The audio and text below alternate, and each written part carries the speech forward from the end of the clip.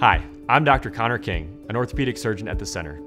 In case of emergency, like chest pain, shortness of breath, excessive drowsiness, or confusion, please call 911. You can also call our office at 541-382-3344 if you experience any of the following symptoms: persistent nausea, vomiting, and/or abdominal pain, persistent swelling that does not improve with rest, ice, and elevation. Remember to keep your toes above your nose.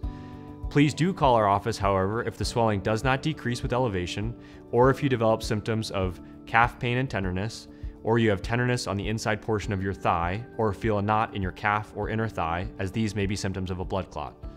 It is common to have a fever after surgery, and sometimes your temperature can go up and down. If you have a fever above 101.5 that is not decreasing, please give our office a call. Remember to cough, take deep breaths, and use your breathing machine. If you have any signs of infection, such as swelling, redness, increased pain, odor, or yellow or green discharge from around the incision, severe uncontrolled pain despite taking pain medication, icing, and elevating, or if you have any wound drainage after removing the dressing. Constipation is common after surgery.